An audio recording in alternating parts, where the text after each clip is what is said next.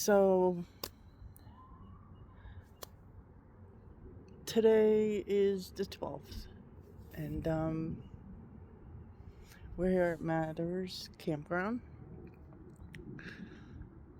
Today is kind of like a relax and chill day. Um, the drive out here was actually like really, really great, but as we got closer to Arizona, I could feel the anxiety, if you will, welling up. Guess it was Texas. I had my first panic attack in the car.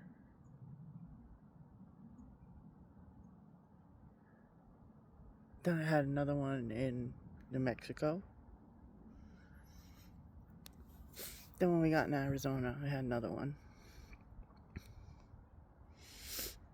But I had a friend of mine say that when you get to Arizona, there's just something about the Grand Canyon, the Painted Desert, and Petrified Forest. It's just something. It's like serene, and it's peaceful, or something that happens there. And I gotta say that she was actually on point. So Brandon is currently taking a nap, and I've been sitting here for 2 hours now by myself. I'm in this campground. This campground is huge, and it's so quiet. You can see there's people here, but it's got to be the most quietest. That's not even a word, right? Quietest, peaceful place. There's a nice breeze,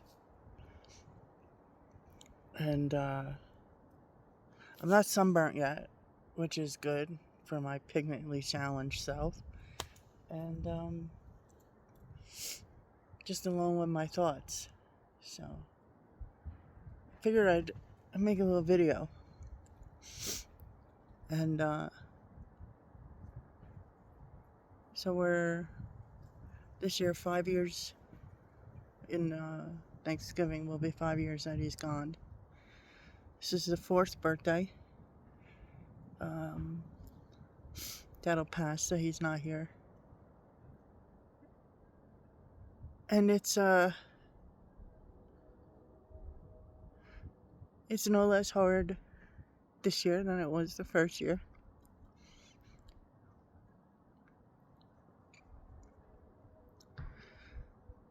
And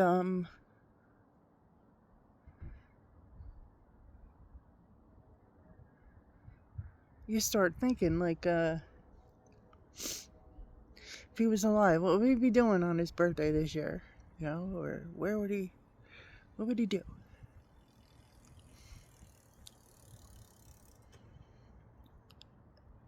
And then I have to stop myself because I start thinking about, then it snowballs, because then you start thinking like, what kind of man would he be now, right? Because he's almost 5 years out. He passed when he was 18, so so much life would have happened by then. So I wouldn't even be able to tell you what he would be doing on his birthday, right? Because I don't know. And then it's just a rabbit hole. It's just a complete and utter shit show. And then you're done for. And that's when the grief and everything immobilizes you, and you're just kind of like done for. And then you gotta try and get hold of yourself.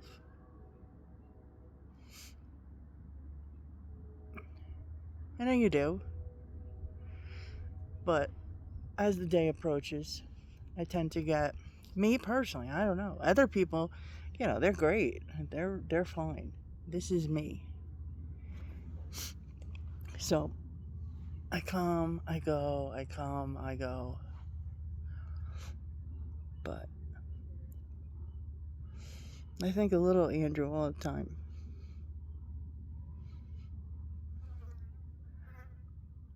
Little Andrew was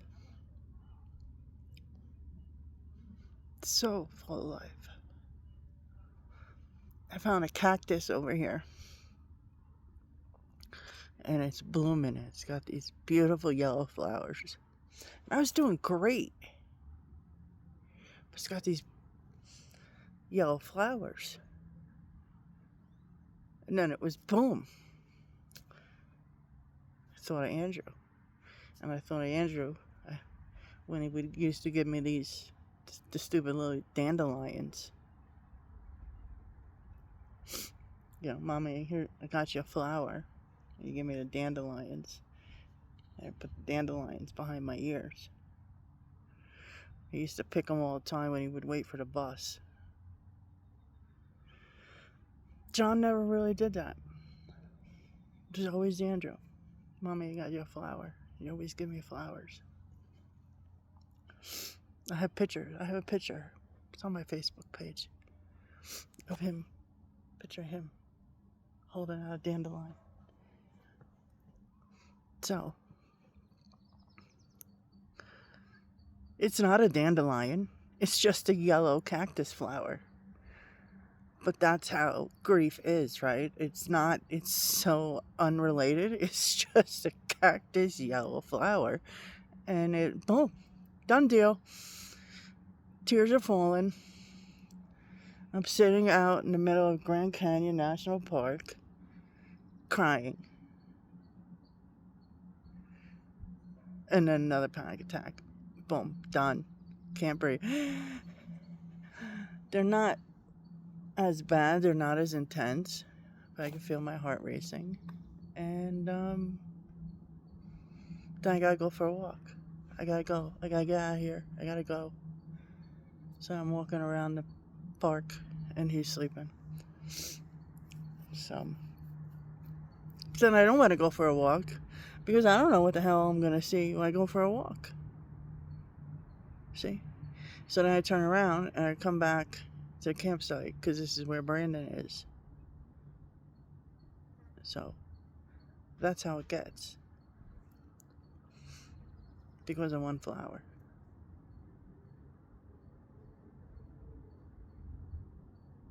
So I'm better now because I know, at least. But that's why I prefer when people, if I tell them my son has died, don't tell me it's going to get better because it doesn't. I get better on learning how to identify and deal with it. And I know that I'm messing that. But I just learned how to fit it in amongst all the other stuff. That's why when he first passed, right, I shaved my head and dyed it purple. Because I couldn't look at myself in the mirror after he first died. I didn't even know who that lady was. I had no idea who she was. I couldn't put on makeup. I couldn't do anything. I had no idea who she was. My whole life had been Andrew. Not that I didn't have 2 other kids, but Andrew was child study team meetings and children's specialized hospital and, IEPs, and he was all encompassing, time consuming. And then he had conquered it all. And so he was there. He was at the pinnacle, right? He was at the top of it. He was reaping all the benefits. He had done it all. He was doing it. He graduated. It was getting his electrical license. He had a job, had a girlfriend. He had long-term plans. And then it's gone.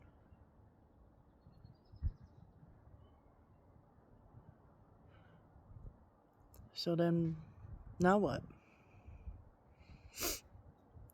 All his hopes and dreams were gone. All my hopes and dreams were gone. Everything that I had done, everything he had done, what was it for?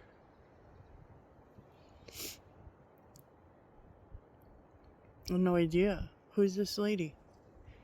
Who is she? So, there it is.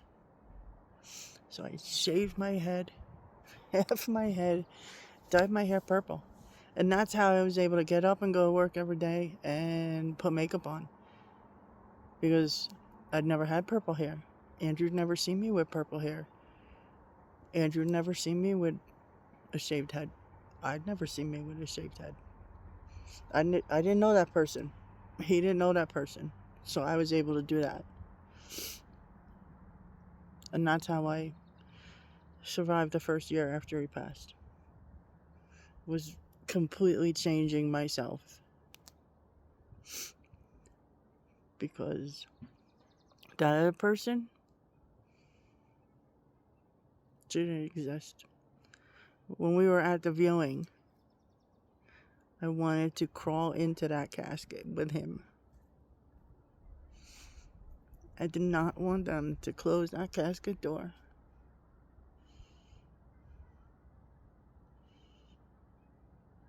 I wanted to just climb up in there and go. I knew that day I was done. Whoever Bridget was,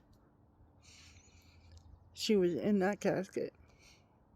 That's where she was. And that's the best way I can explain it.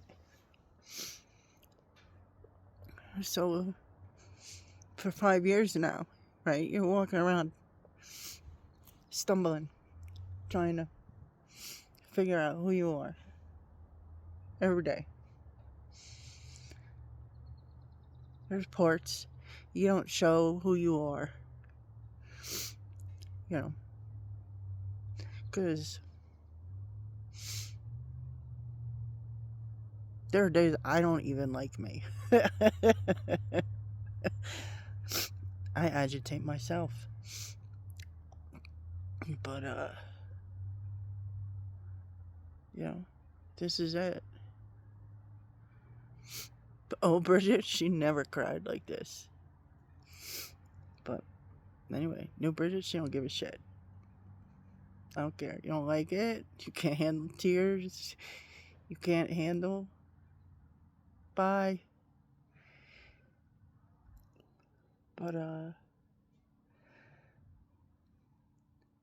tomorrow morning, we drove around today. We found a spot where we're gonna go and watch the sunrise. And,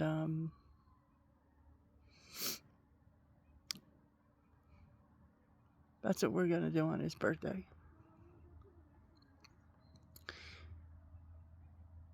And I do feel lighter. I'm hoping this is the restart, right? That come out here,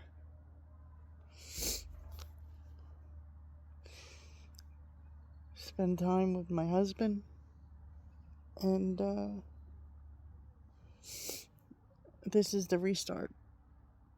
And I can go back home.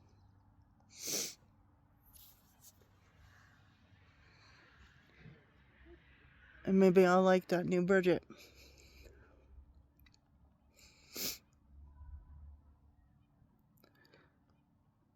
Or, I don't know, maybe that's not the right way to say it.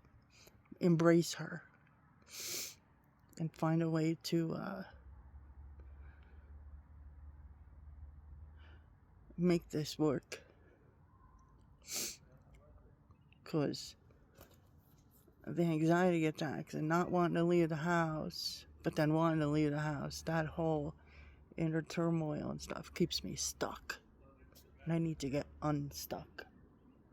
So I'm hoping this, being out and doing this, and maybe I can leave it all here in the Grand Canyon and leaving it here in Lake Tahoe and not bring it back with me to Jersey. That's the hope. Maybe bring some of this peace and serenity back home with me to Jersey. I don't know how that's gonna work though, because Jersey tends to be a little bit wound up tight. Us people back up there in the Northeast, we're a little wound up. We're a little tight, right? We're a little wound up. So I don't know. Maybe I really do need to move. Maybe that's half my problem. God, Jersey. But anyway, I don't even know if I'm going to post this, honestly. Now that I'm talking, I'm just rambling on like a crazy person. Oh, shit. But anyway, that's my check-in for today.